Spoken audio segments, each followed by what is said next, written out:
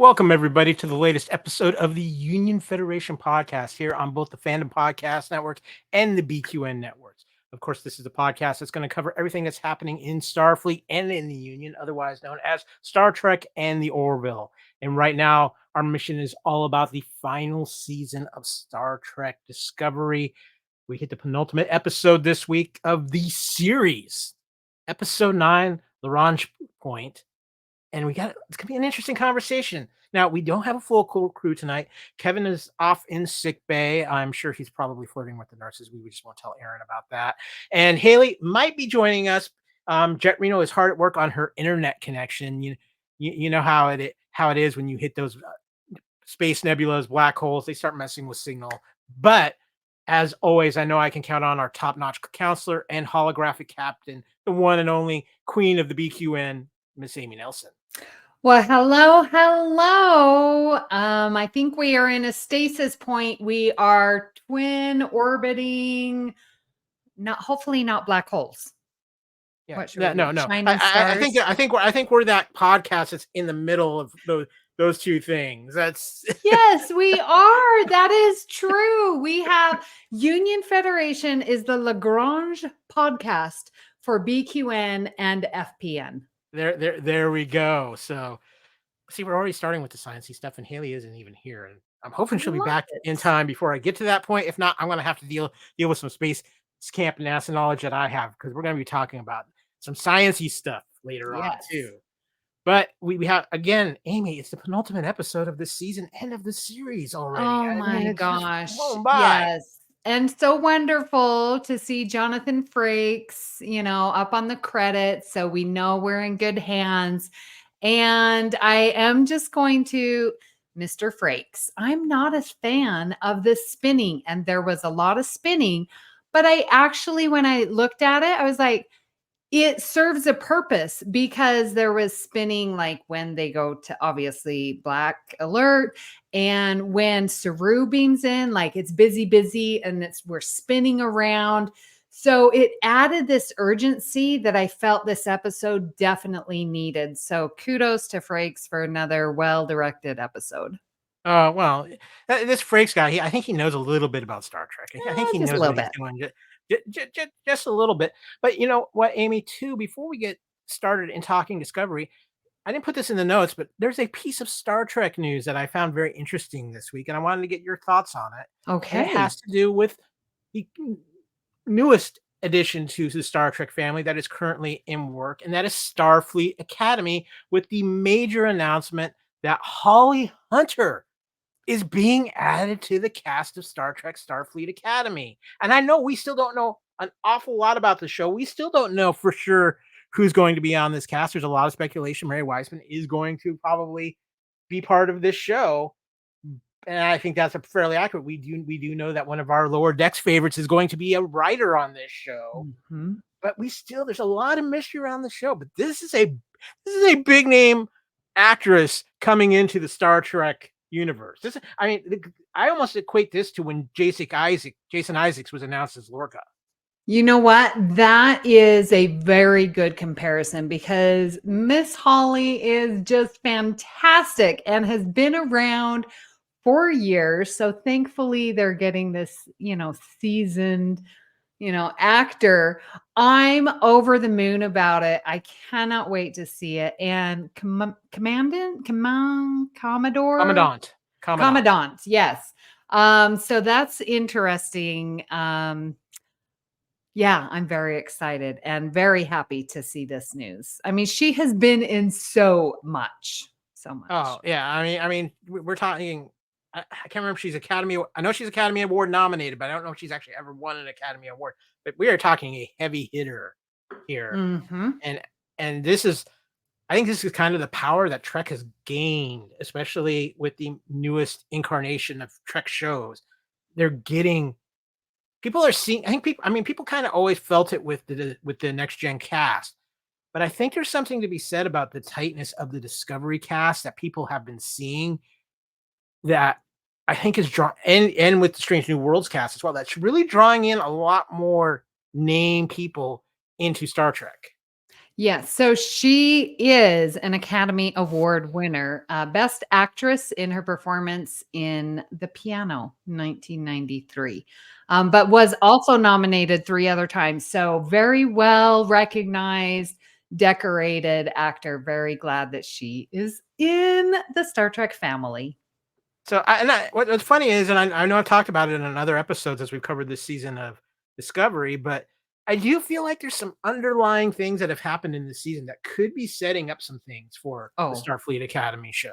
For sure, especially with Tilly. She's always, Adira is calling her teach and professor and stuff like that, and Burnham And talking about her. So yeah, it's uh, definitely getting set up for sure. yeah, and I think we're going to see some familiar Discovery faces on that Mhm. show besides Tilly, whether it's in cameo appearances or guest starring appearances through that first season. But I think there's besides Tilly, there might be one more member of the crew that becomes part of the Starfleet Academy show.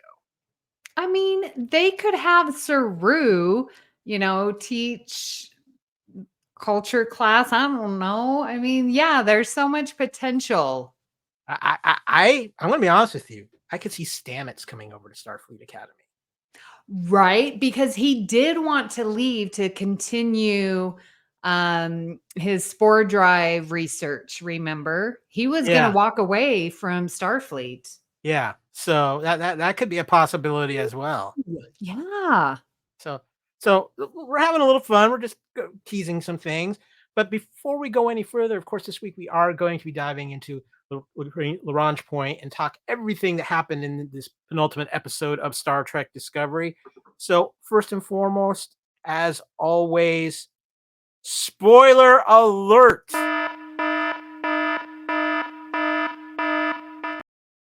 We're going to be talking about a lot of things that happened in this episode, a lot of action, a lot of questions that are still remaining out there. So, with that, without further ado, we are going to transport into our first away mission.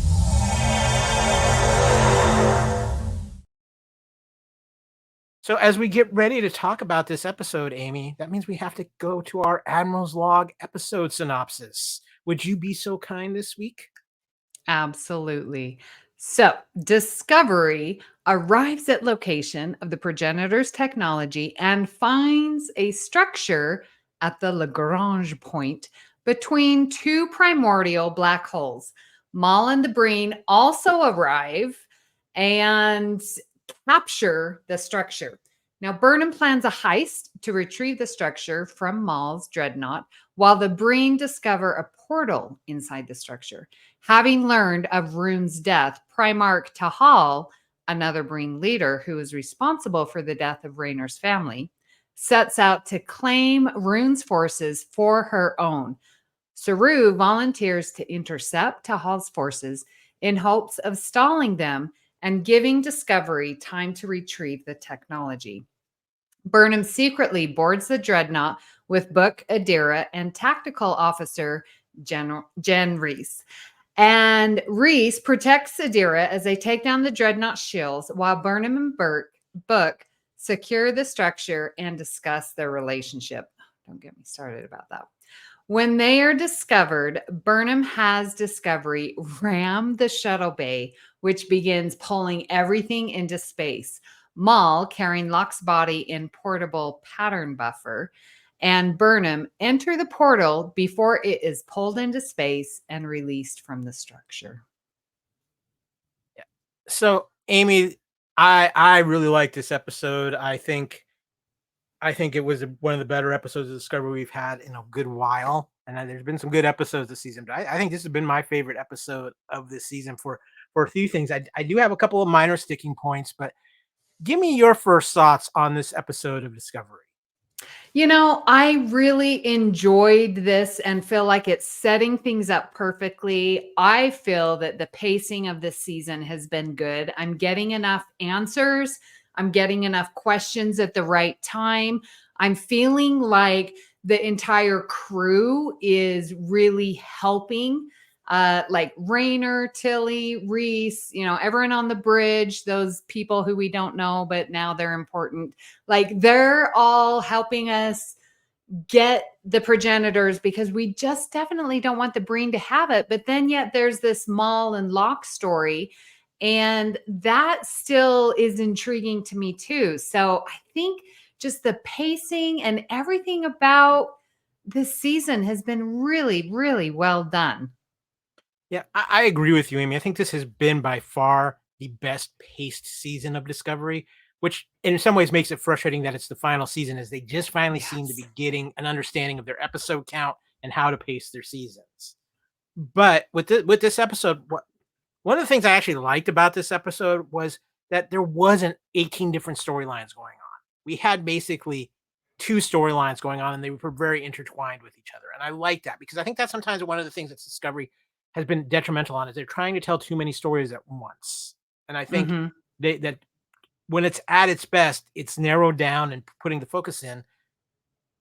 There's two things though about this episode that kind of stood out for me, Amy. And it's one thing that's been kind of a little thing gnawing at the back of my skull all season with this Discovery. Well, I'm not going to knock the new members of our bridge crew that they have, but I feel like, wow, if Detmer and Owo got this kind of love and screen time in earlier seasons, they'd feel much more valuable if they were here now getting this screen time.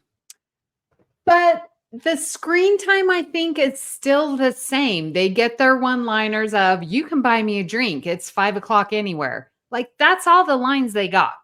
Yeah, but I still think those lines have more meaning if it's Detmer and Owo, because we have more emotionally invested into them. Agreed. But looking at what we're seeing, I can understand why they're like, yeah, peace out. We're going to go continue our careers. Yeah. So that I get. The other thing, and we talked a little bit about this before we got started, Amy, is that so last week the whole big thing was, okay, we've got all these clue pieces. It gives us the map to where the progenitor's tech is, but we're going to beam over all the pieces combined over to the Breen. Well, okay, that's all fine and good. And I think this is just something the writers didn't maybe fully think about at the time. When it turns out that the combined set of clues together is actually the key that opens the door to the portal in the progenitor's technology, I'm like, okay, maybe that wasn't the wisest of decisions, because I don't think even Burnham realized that might have been the key. Yeah. Or otherwise she might not have sent it. I'm just like, that's just, I'm not going to be I'm trying not to be nitpicky about it, but that's just that. I was watching this, I'm going, wait a minute. I thought the importance of the clue was that it gave them the directions, but now it's also the key, so it makes it that much more important. And especially when you have this whole thing where they gave Burnham that knowledge, whatever it is, which they still haven't revealed, to make the progenitor's technology work. No, they revealed it. Oh, you mean like the technology? Yeah. They revealed. Remember, if you remember 2 episodes ago, she has the clue. She has this clue that's supposed to unlock, and they didn't reveal that yet. Obviously, that's something for the finale. So I'm just like, okay, this is just one of those things. It's probably a little nitpicky, but I'm just like, okay, I don't know if Burnham's making that move, if she realizes that that combined clue is the key to opening right, yeah, the door to the technology. But otherwise, I mean, other than that, this was a great episode. Action packed. I'm going to ask you. You kind of said don't get you started on this yet, but I got to ask, because we get Book and Burnham reconciling in this episode, Amy. A little. And my problem is that when you are having a serious discussion about a relationship that is supposed to mean something to you, then you're going to carve out some time to have a discussion. You're not going to be in the middle of a time-sensitive mission to discuss your feelings and how can we repair a relationship. I know why they did it, because that's when Burnham has her aha moments, is when she is active and her brain's functioning at like full throttle, but that doesn't mean it's the appropriate time. So I just felt like time after time, Burnham and Book are always talking about the relationship in the middle of a mission. That's not the appropriate time, and that's not a healthy way to have an open dialogue with a partner whom you are supposed to be involved with and love. So I agree with your points, Amy. And if it was any other relationship but Burnham and Book, but this is when they seem to always have the exactly my point. moments. Exactly my point. Yeah. It's a show in the show. And under the circumstances of we're on a mission, we don't know if we're ever going to actually make it back from too. I think, emotions kind of, you get that brief moment to share something because you want to get it out because it's important. But then I agree. But then is that a real relationship or is that a relationship out of crisis trauma? That's different. I think for Burnham and Book, it is a real relationship because that's how the relationship has always been. But they've had enough moments too where I think there's more to them than that than just in those crisis moments. But I just think, that's when they're probably at their most focused and best to have this conversation. As much as I hate to say that it's a flaw. I mean, so character flaw for both of them, but it was still a great moment for them to have their conversation. And I got to give a quick shout out to those great disguises because they hit Soneqa's hair beautifully in those disguises. I was wondering about that. I'm like, is it like wrapped up in it? Is it, swung around? Like, I was like, oh, well, they're going to see that it's not a Breen because her, braids are going to be hanging out, but they wrapped them up quite tightly. Didn't even tell. And then another point I want to bring about this episode, something I was so glad, is obviously the return of Saru. Doug Jones, always amazing as this character. One of my favorite parts of. I'm a huge Doug Jones fan. I've met the man in person. He is one of the most wonderful human beings on the face of the planet. I mean, I've been lucky enough to meet him a couple of times. And just if you were to look up the word kind in the dictionary, it would be his picture. Yeah. But how he's grown Saru, even in the last 2 seasons of Discovery, has been so phenomenal.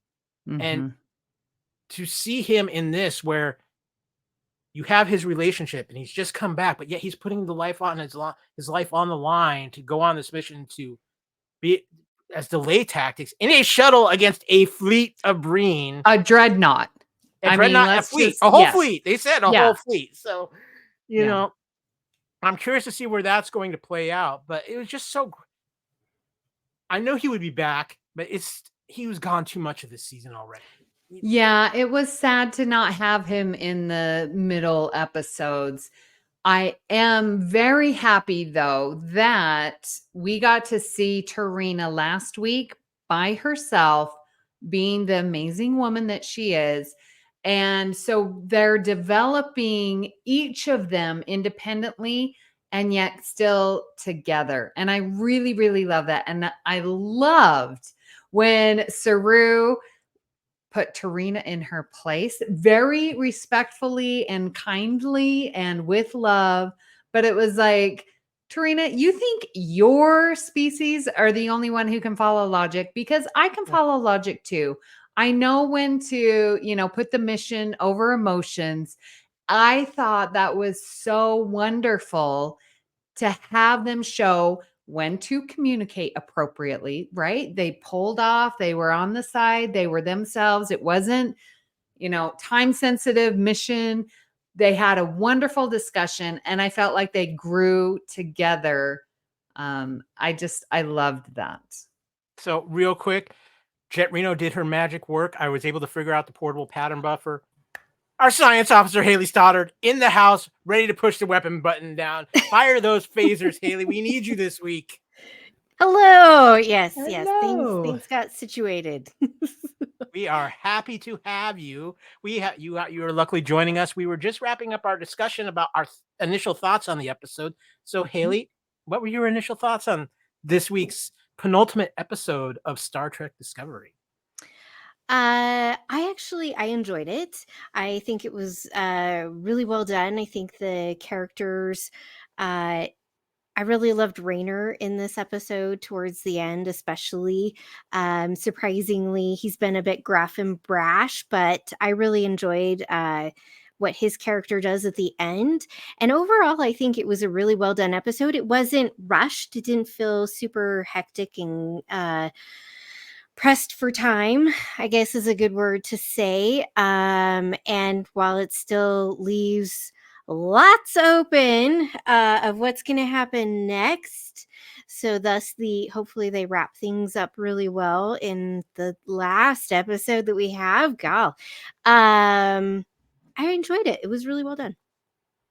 We are glad you enjoyed it, and I am so glad you're here because I was gonna have to science the shit out of some things, and now you're here to help us because we are going to warp into some Star Trek trivia.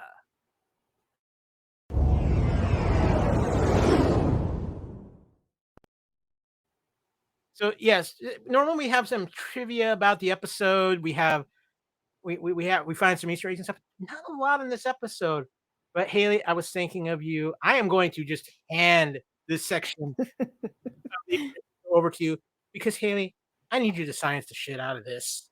Yes. Yeah. Well, and Amy, this is math. So Amy and Haley got this conversation here. So, all right. So I'll read what you've got here in the notes because we're going to be talking about Lagrange points. And for those of you who don't know what they are, hopefully we can help you know what they are and figure it out and not be confused. So Lagrange points are positions in space where objects sent there tend to stay put. At Lagrange points, the gravitational pull of two large masses precisely equals the centrifugal force required for a small object to move with them. These points in space can be used by spacecraft to reduce fuel consumption needed to remain in position. Lagrange points are positions in space where the gravitational forces of a two-body system, much like Sun and Earth, two stars. In this week's episode, we have a binary system of two black holes, which we actually did have happen not too long ago. They actually discovered that two black holes had merged and created a super black hole. That's right. Yeah, that's super scary, right? So they produce enhanced regions of attraction and repulsion between the 2 points.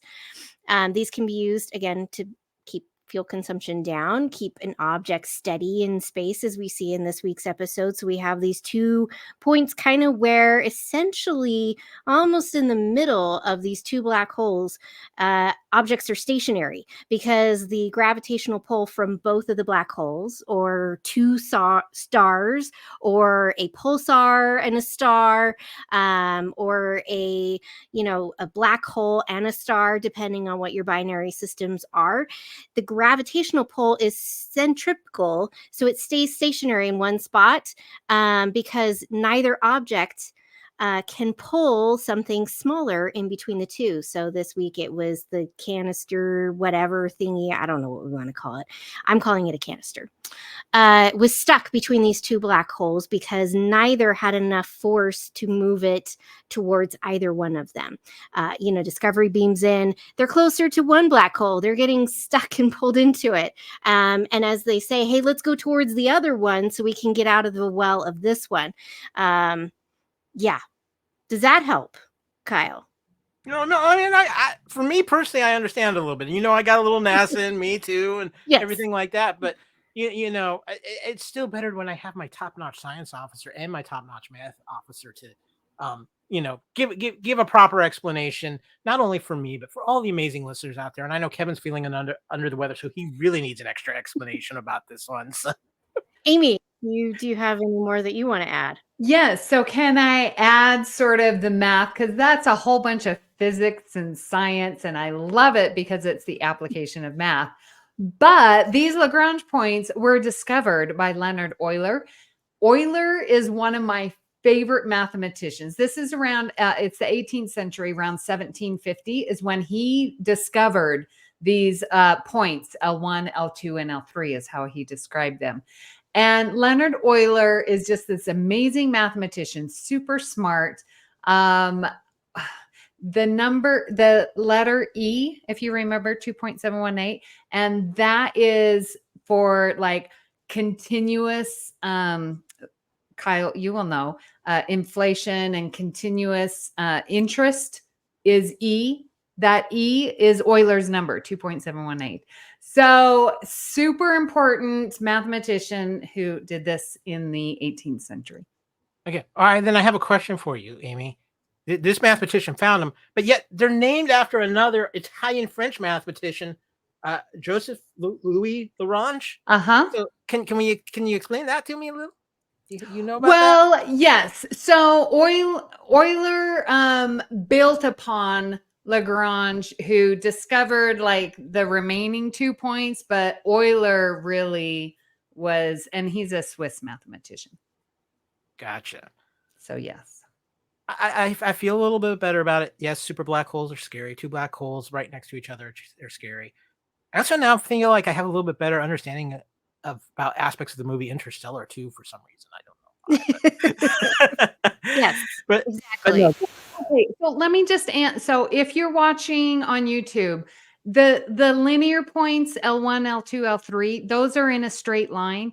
That's what Euler found. Now Lagrange found the other 2 points, L4 and L5, that are also Lagrange points. And so that's why we give the credit. And it was like only 20 years later. So that it's all contemporary, awesome math going on. Gotcha. I've been educated. This officially will meet our requirements for us to be a show on PBS, because we've met our educational requirements now. So, Yes. But with that, guys, let's get into some of our episode points, because there is a couple out there. And the first one I am calling, because this is just me and I'm recording one of my favorite movies, Burnham gets her Danny Ocean on, as in Ocean's 11, because she comes up with the ultimate heist scheme that I think puts anything Danny Ocean went to shame. Because, I mean, you are flying through the exhaust port of a dreadnought. You are ending up flying your starship into the shuttle bay of a much bigger starship, causing everything to explode out into space. And yet you end up chasing your basic rival for this season through a portal to parts unknown. Yeah, Burnham was running the gauntlet with her plan this episode, guys. We know Burnham likes to take risks, but Amy, she went all out in this episode. Yeah, I felt like, and now that you're comparing it to Ocean's 11, I wish we would have had more of that. And Jonathan Frakes knows how to do this. So I'm just, maybe it was time constraints, because I felt like her explanation was like to A, then B, then C, then D, then we're done. And it was like, I felt like I needed to see a little bit more Ocean's 11 from it. And that's my only complaint. Like the plan was set, and it just seemed like, okay, we're going to do A, B, C, D, and then we're done. Do you know what I'm saying? Yeah. I kind of feel like too that, obviously Burnham is your George Clooney. I think Book is probably your Brad Pitt. Adira kind of felt like the Matt Damon to me. Oh, yep. For this, and then, so they all got their moments to shine. I'm really glad Adira got some moments. They've really done a good job this season with Adira, and I think this was the best yet. And I love that moment before they go, where you have her, Culver, and Stamets together talking about what they've all been through this season, and I think that was really good.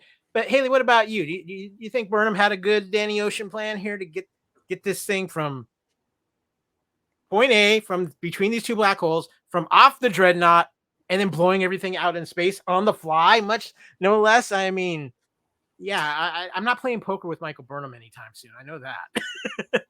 Well, and to be fair, yes, like plans can go smoothly, but when do they ever? So hijinks always ensues. There's always something that's going to go awry and go amiss. And it wouldn't be good drama if it didn't. So I think the plan was good. It made sense. I agree that like it would have been nice, to have, if the episode had been a little bit longer, maybe we could have seen all the little behind the scenes stuff that we, can say in our heads was going on, to put this plan in motion. So while that was great, obviously it didn't work out as it probably shouldn't. I don't know. I was kind of hoping that it would, honestly, because to some degree, right? That, the tech, I'm not even going to call it the tech. It's like the canister portal to the tech kind of thing. I almost wish like they had gotten it aboard even after, Maul and Burnham go through it, rather than it going out and ending up exploding into some portal that's now in space, so they can't beam it aboard. And now what do we do? And I'm also wondering, is the portal going to get pulled in by the gravitational pull? Because it is kind of an object, even though it's not really an object. It still has ions and atoms, and it's still formed of things. So could get pulled into the black hole. The larger one, obviously, which of course is the one that's they're closest to. So that's probably my only issue with this whole thing, because it was nice to see the Breen, trying to figure out what is this thing, what does it do, how does it work, sending people and they're disappearing. And it was nice to see them try to figure out how to get it aboard and whatnot. But now I'm just utterly perplexed. Amy? Again, I'm a little irked at the Breen of just sending in people. Like, you don't care. Send in a probe. I know, but still, you're going to get more information from a probe than a person. And if you lose a probe, like it's just annoying. And that Maul was like, send your best person. And I'm like, no, if this was on Discovery, Burnham would first send a probe and then she would go in herself. I mean, let's just be clear. But that's also showing the difference in the Breen too, yeah, because it just and Maul and logical. But come on, is Maul using logic right now too? He's all emotion. It's sheer pure emotion. It's all about getting Locke back. Like that's all that matters to her. And so it is nothing but pure emotion that she's going on. So she's not thinking and she never really has. I don't think her character is ever really been like that, honestly. And then she's like screaming at the Breen guy, tell me what you know. It's like, dude, you know as much as I know. Like, don't be screaming at me. Well, logic is definitely not Maul's strong suit. Vulcan ain't. So, guys, the next moment I want to get to, and this is one of my favorite. It's a two-part thing because it was two of my favorite moments in the episode. But I want to talk about Raynor finally taking the chair. But I got to go back to that moment with Tilly, where they're talking about how he just stays as far away from the chair as he can. You have that great moment where he explains to her why he made Tilly his first officer while the captain is away, and then him sitting in the chair. And I might have to look into some copyright stuff because when I do a Culture Clash, he goes, "Let's do this." I do, "Let's do this" thing. So I think he got it from me. So I think that tells me I'm ready for my captain official Discovery turn into Discovery captain's chair, because as we learned later in the Ready Room, it's been a series of musical chairs at captain. But what a great moment for Raynor. Raynor has been one of my favorite things of this season. A great character to go from this guy just annoys the hell out of me because of how he is, to see again the character arc and growth he has. And yes, he's grown and he's adapted, but he still has his way. And that's what I like about it. He's adapted, but he's still kept true to his own beliefs too. What a phenomenal arc for this character. And I can't wait to see how integral a part he's going to end up be playing in the series finale, because I think he's going to have a very big part to play. Amy. Yeah, it was interesting because I think Tilly and Raynor, and then by assumption, the whole crew and Raynor, like, how are we communicating? And, Tilly's talking to Reese. It's like, man, he's just pacing. And it's like, yeah, we've all noticed. And then she's like, why don't you take the chair? And we all support you. Burnham supports you. We all support you. Take the chair. And then he's like, thanks for pointing that out to me, but I don't need your frilly frou-frou stuff. So I'd like to ask your opinion, because I too feel this way, where it's like, I'm a teacher. I constantly am positively reinforcing. I mean, I have been trained to do so. And for me, that works when people do that to me. Like, I feel more motivated. I feel more loved and cared. But that doesn't work for Rainer. And he respectfully is like, yeah, do you know why I chose you as number one? Because of this. And I don't need your feel good motivational speeches. And that's good for him. It probably doesn't work for him. And he knows that about himself. So where is that middle ground of speaking to someone where I and Tilly, that's how we speak. That's how we show our love, is through positive reinforcement. But then how do we change that when this person is asking us not to do that? So let me, if I can weigh in just real quickly, a couple of points to that. I think that shows, though, the strength of understanding that Tilly and Rainer have for each other, because Tilly doesn't get upset. She smiles. Yep, so exactly. I think that it's a realization of respect they have for each other. They're that honest with each other about things in a respectful way. Rainer obviously strongly respects Tilly, but he's also going to say, "But you quit being you," you know. And it's almost, you feel like he kind of said it and he's serious, but it's also a playful thing. But I also think there was something with this, right? Is that until Burnham showed him the trust to make that maneuver into the shuttle bay, he didn't feel comfortable in the captain's chair. And I think it was having that moment of Burnham showing that complete trust in him to do that, she literally put her life in his hands, and that kind of trust put him in a position of comfortable to where he felt like he could sit in the chair. And I love how he, hits the chair like, okay, I'm back to an old friend. Because, I mean, this is somebody who lost his captaincy, who had to go through a humbling experience. So maybe he didn't feel he deserved the chair until that moment. And then he realized not only that Burnham is counting on him, he needs to be in the chair for that moment. And I think there's a lot of that. And again, I think at least with Tilly, I'm not going to say for the rest of the bridge crew, but with Tilly, it's a mutual understanding of each other, and it's just and respect, and that's just how they can be with each other. Haley, I don't know what you think, but that's kind of just where I was pulling it from. Yeah. No, I think it's his arc has been really wonderful, because I was super annoyed with him, didn't like him at first. I thought was like, okay, who is this like douche canoe?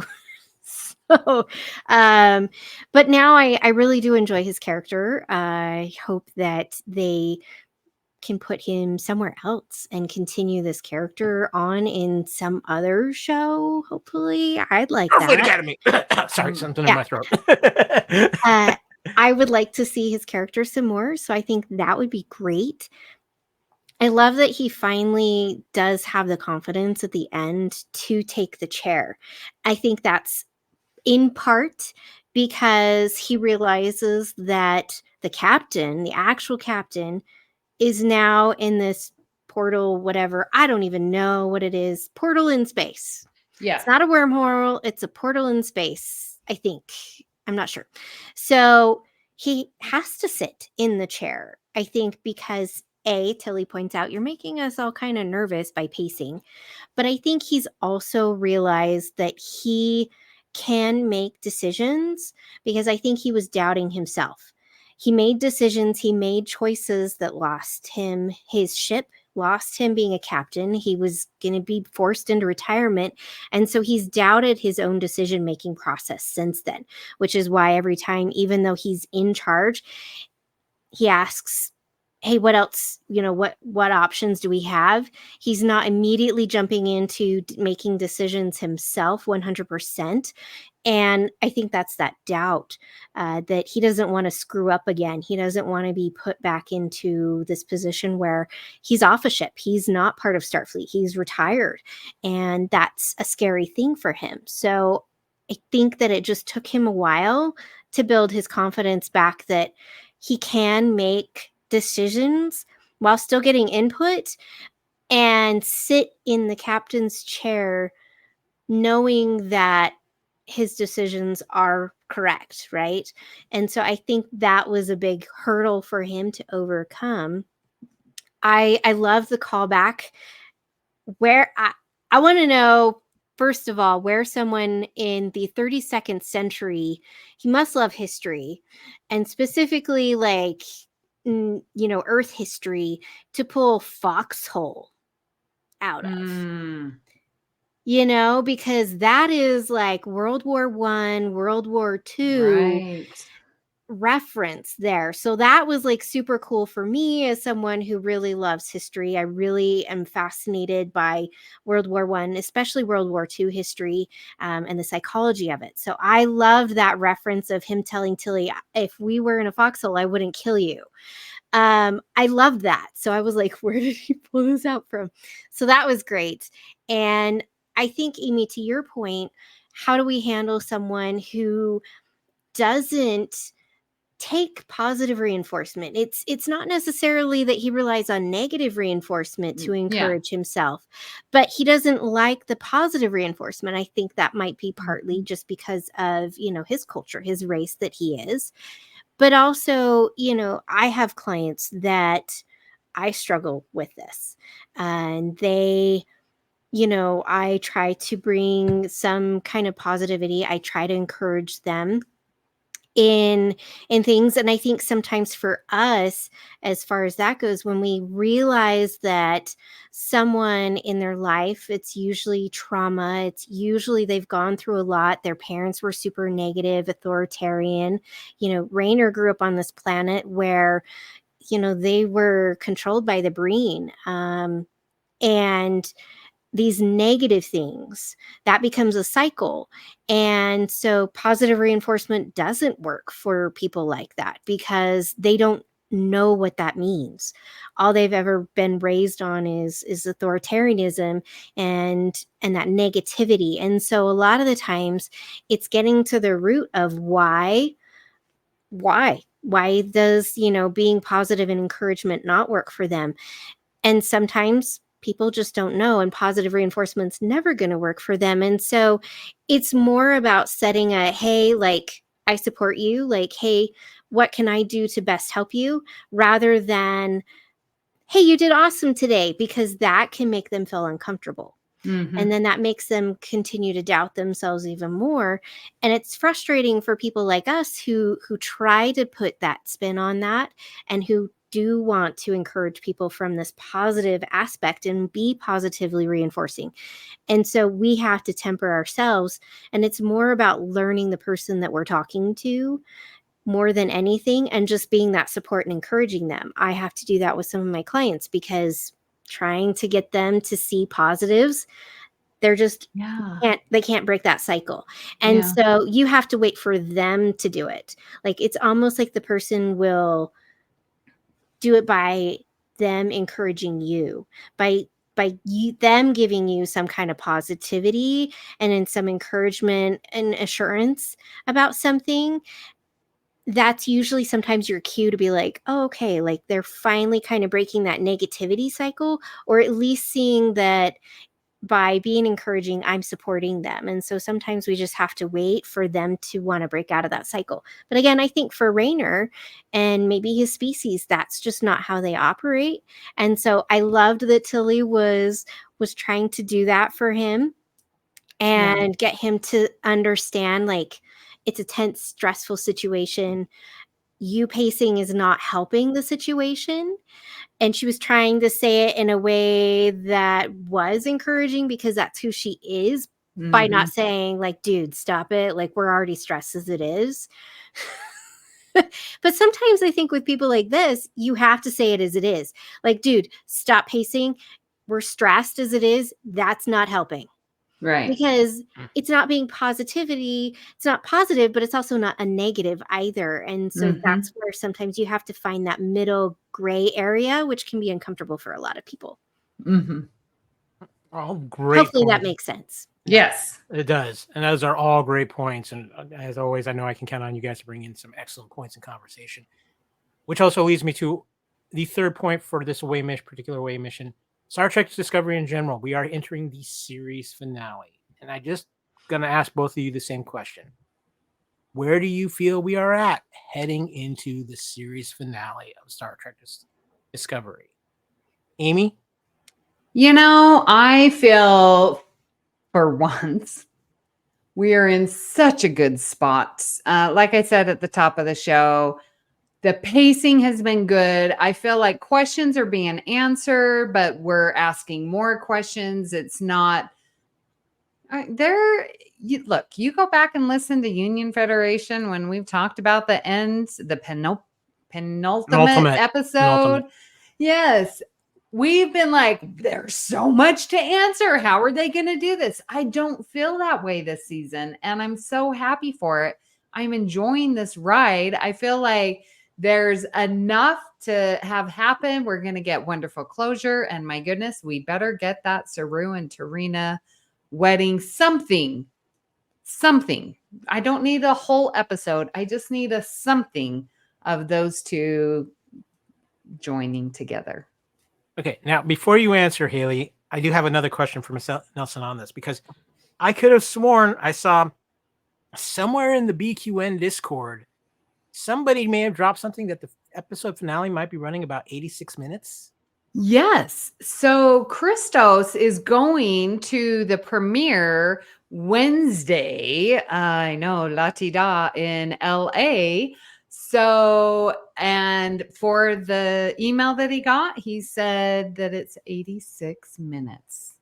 So that gives me a little bit more hope, because I'm not quite where you are, Amy. I'm close, but I still feel like there's a lot of dangling plot threads out there with the progenitors, with Locke, with what's going to happen? How are they going to wrap this up? Because it's going to be interesting to me, because I think this is going to be a totally different ending from any type of Star Trek show we've seen before. I really think this is going to be something totally different, but that's just me. But I agree with you, Amy, and we've talked about this. The pacing of the season has probably been the best pacing of any season of Discovery. And like I said, that's where almost it's a shame that this is the last season, because it seems like they're finally figuring that aspect of it out. And it's like, oh, I wish we're getting at least 2 more seasons if they are starting to figure this out like this. But Haley, where are you at as we head into the final episode of Star Trek Discovery? I would also agree that I feel like this is, I don't feel as many questions are not being answered. And I know you feel a little differently, Kyle, but that's all right. Like, we all can be different. But I do feel that I'm nervous a little bit, just because of previous seasons where we've had stuff kind of left in the open and we've had a lot thrown at us. But they really haven't thrown a whole lot of new stuff. It's really just been about the progenitor stuff and like how the crew feels about, finding this technology that created all of existence, all of the species essentially in the entire galaxy all stem from this. And, what does that mean for them? And what does that mean for humanity going forward? So I think like those are kind of the 2 big points, right? I mean, obviously there's what's going to happen with Maul and Locke as well, but like I still feel like that's like a smaller question as composed to like, what does this progenitor tech mean and how do they protect it? And how does the crew handle knowing whatever we find out in the last episode? So I'm feeling comfortable. I don't feel like it's been super rushed, and I'm very intrigued as to where it goes. And again, maybe some of these characters carry on into some other episode series, and yeah. And that's cool. It's going to be 86 minutes. That's going to be... That gives me a little bit more hope, because I think we can all agree one of Discovery's biggest flaws through its run has been its ability to stick the landing. Yeah. Well, I mean, at what point in the series did they realize they weren't going to have another one? Well, and that's the question. And, it's interesting. We'll talk about this a little bit more, but I know in the Ready Room discussion, they were talking with Blue, and it came up. It had been 18 months since they wrapped this season. Right. Remember, we found out that Discovery had the last season on the cruise in February. Doug Jones found out that day. Like, they did not know. Okay. Yeah. Interesting. But I mean, you have to wonder, like, the actors didn't know, but I wonder if someone up higher knew. And so maybe that's why, like, it is an 86-minute episode. Perhaps it's the entirety. They didn't cut anything out in editing process. I mean, we don't know exactly why, but I wonder, like, someone up higher knew, and maybe they were like, okay, let's give it the nod and send off that we needed to. Well, and remember, they went back and filmed more. So we are getting that additional. So I think that's why, to get that final wrap up. Yeah. Because, Doug Jones, when he got off the ship, he had to fly out to film his last few scenes. Maybe that's the wedding scene that you're hoping for. Maybe that's, because I can imagine that wouldn't have necessarily been in the original episode, and maybe perhaps they added it in or added a little more to that. I'm hoping that, Book and Burnham get back together. I think they had really good discussion in the previous episode, and I think Burnham has learned a lot about herself, which I can kind of relate to some of the stuff that she was talking about. So the fears and whatnot. So I'm hoping that they decide that maybe they do need to give a chance, because they were both worried about screwing it up. Yeah. So, well, with that is going to lead us into our second away mission, which means it's going to be time to talk the Ready.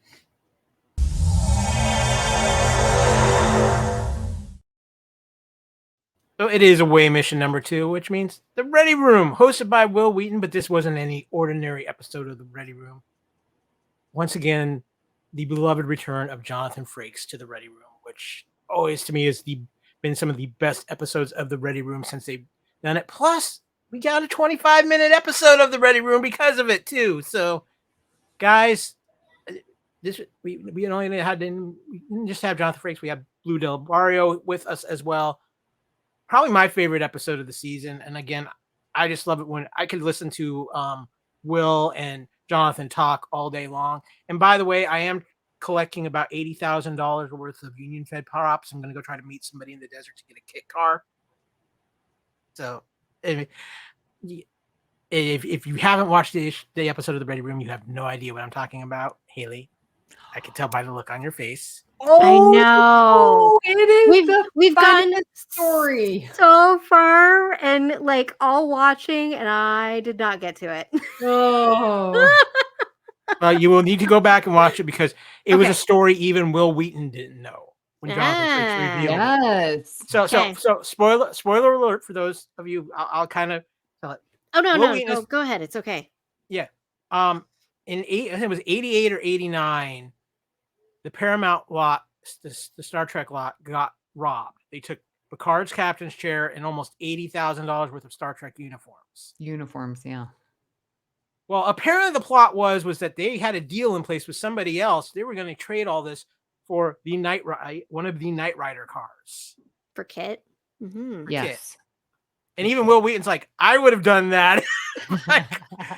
But Frakes is telling the story, and Wheaton's mind is just blown. Like, how did I not know about this? He kind of knew that the chair had been stolen, but he didn't know the full story behind it. Mm-hmm. So they get out. Apparently, they went out to the desert, and the FBI had a sting in place, and they got all these guys in this sting in the middle of the desert. And Wil Wheaton's like, we need to talk about a TV show about this, because this is one of those things. Wow. Like the Hollywood story is never told. I need that. But it was a great moment with the Ready Room. But Amy, 2 really good interviews. I thought the interview with Blue was very interesting, and obviously Jonathan Frakes is always magical. Yeah, I will absolutely give you Jonathan Frakes. Like, those 2 together, it's just, you're watching 2 old friends talk, and just how much love and respect they have for each other, and just that long history that they share. Absolutely wonderful. I wasn't even really paying attention to what they were saying, because I was just involved in the feeling and the reunion that they had. I did not care for this episode because of the interview with Blue. I get it. You're young, and when you're young, you're nervous. And some people, when they're nervous, they laugh. And Blue was just just that nervous laugh. And I'm just like, okay, dude, you've been on Discovery. You've been on the Ready Room. I get it. But we've had Adira since season 3. Like, come on, Blue. It was too much nervous laughter that really every time took me out. Whenever Will said something or asked a question, I'm just like, oh. And this is coming from a person who loves teenagers. Like, I guess I'm just expecting more maturity from Blue. That's my own. And I just didn't feel like I was getting quality content. And I know, at me later, find me on Discord and chew me out. I'm fine with it. I'm not going to chew you out because I think you have a point there, Amy. But it's something I've noticed with other interviews with them is that they don't seem to be comfortable in that in that interview setting. Mm-hmm. But I do think Blue brought out a couple of really interesting points. One, again, the fact that it had been 18 months since they had rapped, and to process that for them, that's a lot. And like Blue said in there, it's like on one hand it feels like a lifetime, and on the other hand it felt like it just went by for them, and that's interesting. But Blue did something else at the end of the interview, which I thought was just really touching, and you could see it really got to Wil Wheaton too. And it's when Blue said, "You're the bridge that brought us here. You did it first," and it was genuine. And I haven't seen Will get that choked up in a while, because he had a hard time doing it. He had to regather himself doing the transition to the interview with Jonathan Frakes. Yeah, his eyes, gave it away. Yeah, I thought that was a very touching moment, and one of the funnest Ready Room segments that I had in a while was the musical chairs of the Discovery captainship. And as they tried to figure out all the people who had actually been in the captain's chair of the Discovery since the show had started. So, guys, I'm going to test you. Who can you name that has been in the captain's chair for Discovery? Haley, Amy, come on, you're your team. Lorca, okay. Giorgio, Burnham, Mirror Burnham, Saru, Tilly, Rainer, Tilly, Captain Killy. Yep. And Reese, because he takes the con. Well, Haley, if you don't get the last one, I'm going to be highly disappointed in you. Did Stamets ever? No. Okay. Oh, Pike, duh. Yes. Yeah, thank you. Oh my gosh. I was like, it's a holiday, okay? If you forgot Pike, I was gonna go. You lost me able to call him Captain Shiny Pants ever again. True, I would lose that so bad. But no, I again, and going back, just anytime Jonathan Frakes is on the screen, and one of the things with Jonathan too is, and because Patrick is getting older, and obviously Shatner is also older, and we don't have much of those original crew left. Now, I'm going to ask you guys this because, you don't see the DS9 crew out there a lot.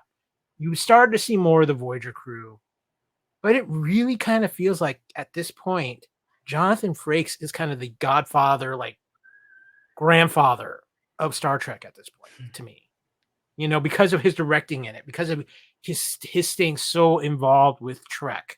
Even after, still, doing seasons of Picard and everything like that, but his involvement in directing episodes, his involvement with the actors, his still presence at conventions. He really does feel like right now, Jonathan Frakes is at the head of the table of Trek, and just, he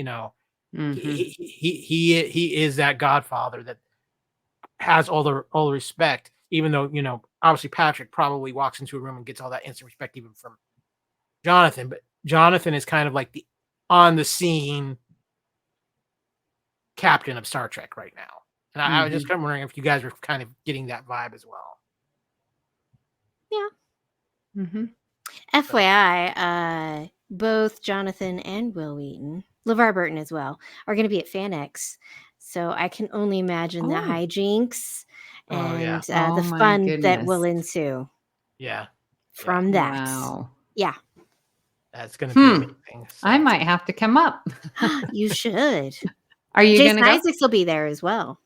Who is? Jason Isaacs. Again? Yay! Again, yes. Yes. Very they're still announcing people.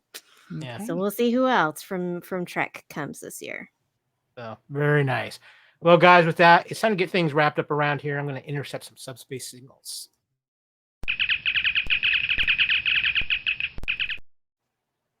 Okay, guys, and as always, the first subspace signal we always get is the Orb of Prophecy. And for the last time, it is the Orb of Prophecy for Star Trek Discovery, the series finale, Life Itself.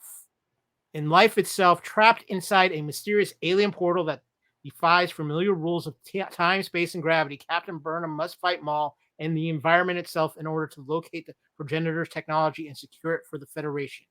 Meanwhile, Book puts himself in harm's way to help Burnham survive, and Raynor leads the USS Discovery in an epic winner-takes-all battle against Breen forces. But how? The Discovery fits inside their ship. Right? Oh, they're so huge. I think the spore drive might play a part in this. I'm just going to. I don't. Okay, why didn't they use Book's ship to go into? Because Book doesn't have a ship anymore. It was destroyed last season. Oh, shoot. Mm-hmm. Okay. That's right. Yeah. And what part is Saru going to play? I think that's going to be just as interesting.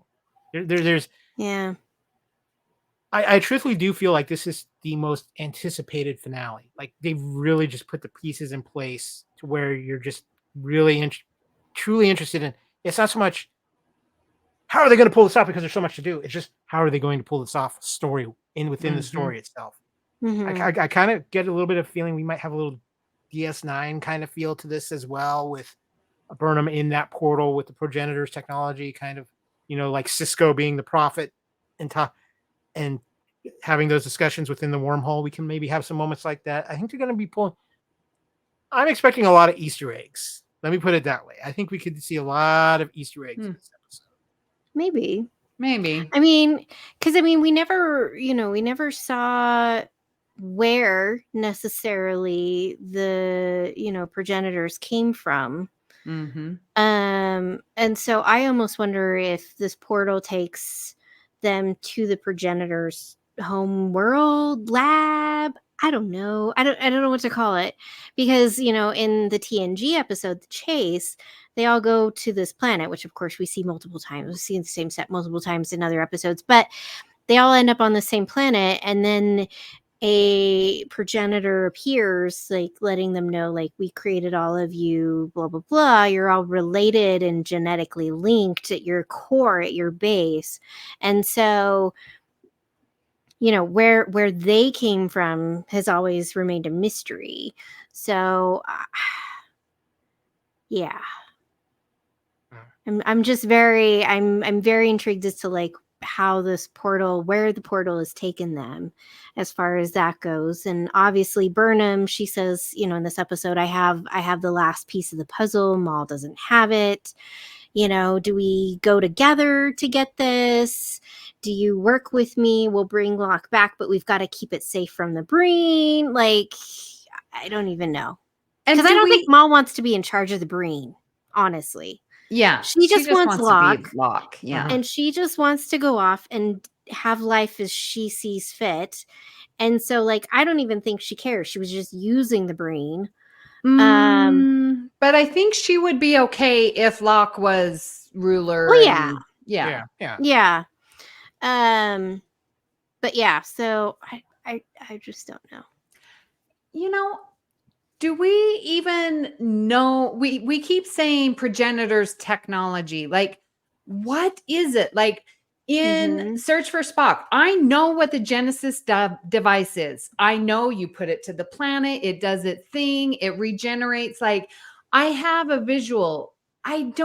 Is it a gun where you point it at someone and their DNA splits and I don't think so. Splatters? Like, I want to see what it is. We're seeing the wine cooler, the wine barrel. Now it's a portal. Like, what is this? The Guardian? Amy, I have a feeling it's going to be very, very metaphysical. What does that mean? Means it's going to be something where they're not that be your like, brain controls. That, well, not so much that your brain controls, but I don't know if there's going to be a physical object that's the tech per se.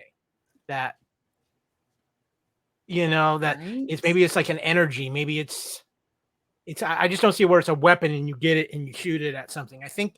Well, I don't think so either, but I would like to know what it is. The best thing I can equate it to is I can see it being like this big ball of like programmable matter, and it's what you need it to be. But it's not programmable matter because that. No, but I mean, I'm just using that as a concept thought process. Yeah, fine. But I would like to see it.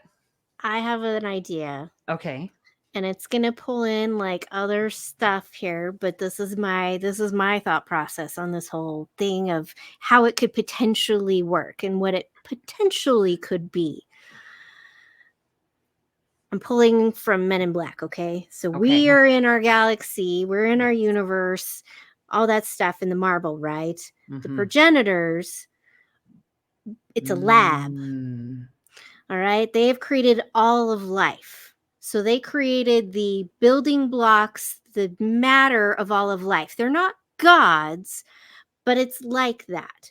And so they are kind of overseers of all of the building blocks of human life, humanoid life, all the species that Star Trek has ever encountered. These guys created those building blocks, and then as evolution took place and things changed, like, the Romulans and the Vulcans have a genetic link. They are genetically related, so there was the genetic start. So I look at it as the tech is really it is what was created in a lab. So in some fashion, I'm not saying it's going to be a lab, but in some fashion, there is laboratory something that has the base code that life stemmed from well before Enterprise and all that stuff, right? Because all of this goes back to pre-TOS,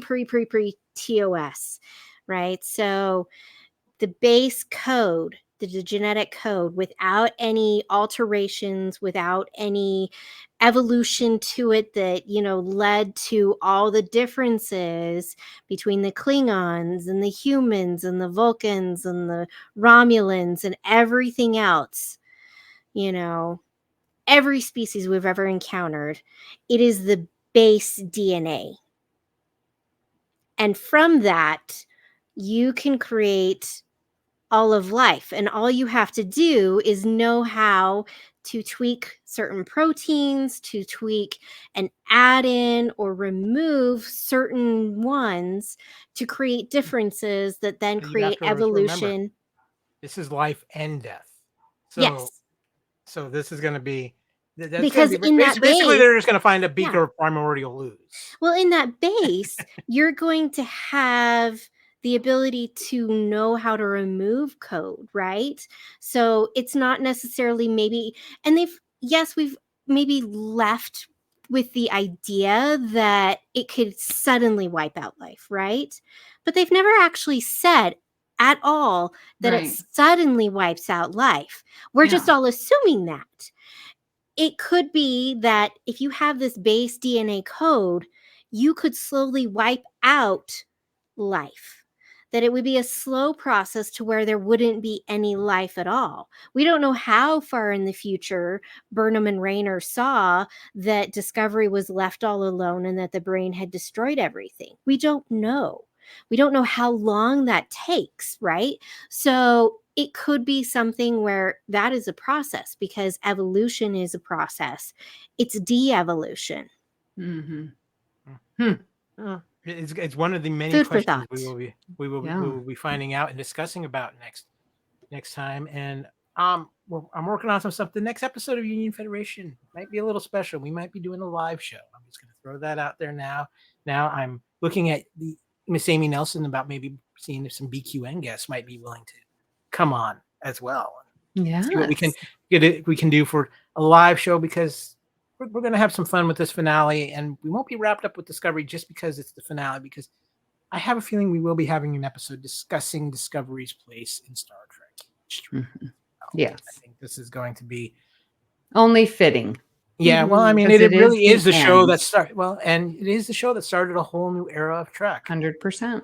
So, but for now, we are going to wrap up this week's episode of Union Federation podcast here on the FPN and BQN networks. As always, you can find Union Federation on the Fandom Podcast Network on all of our great podcast catchers, whether it's our audio homepage at fpnet.podbean.com, our YouTube channel where you can find the video of this episode. Go to YouTube, search Fandom Podcast Network. Please give us a like, a subscribe, and a share. And of course, you can find us on all the Fandom Podcast Network on all your major podcast catchers out there, from iTunes to Spotify, Amazon, iHeartRadio, so many other out there. And Amy, where can everybody find the BQN network? Well, hey, listen, find us out on the social medias at BQN Podcasts, Twitter, Instagram, our Facebook group, BQN Collective, and our Discord server. Please find me, Amy Nelson 522. You can hear me talking Star Trek on All Good Things. And you can just search anywhere for All Good Things. It'll pop up. Search Union Fed. That'll pop up. You can like and subscribe. Very good. Haley, where can people find you on social media? You can find me on Instagram and Blue Sky. Still at my beloved, I'm so happy I got it, at Trekkie01D. Of course, you can find the Fandom Podcast Network at FanPod Network on Twitter, also on Facebook, as well as Union Federation Podcast on Twitter and on Facebook. And of course, you can find me, Kyle, at AKyleW on Twitter, on Discord. You can find me on Instagram and Threads at AKyleFandom. And you can also find me on, of course, on the Facebook page, all the great shows of the Fandom Podcast Network. And you can find me on Letterboxd at KSport16. So many places I can't keep track anymore. There's too many. But it is always, first and foremost, before I forget, today we're recording this, it is Memorial Day. So a thank you to all of our current serving servicemen and women out there for doing what you do. And a special thank you to all those servicemen and women who sacrificed themselves and may pay the ultimate price, but for serving what they believed in and serving this country. And, we're not perfect, but you know what? We nothing but respect and nothing but love for what you've done for us, because we wouldn't be here without it. So thank you so much. And you are appreciated. To our listeners, we don't do this without you. This has been a pleasure to cover this final season of Star Trek Discovery with you, the final adventures of Discovery. Not necessarily the final time we will see these characters, I think, though. And of course, to discuss this week's episode, Star Trek Discovery Season 5, Episode 9, Lagrange Point. Thank you to Amy. Thank you to Haley for sciencing it up, giving us some great explanations, and as always, giving such insightful and thought out opinions and thoughts on the episode. It's always such a pleasure to talk with both of you on this, and it's one of the highlights of my week to do this. So thank you guys so much. From here, it is now time to close up those hailing frequencies, and we will see you next time for the season finale of Star Trek Discovery, Life Itself.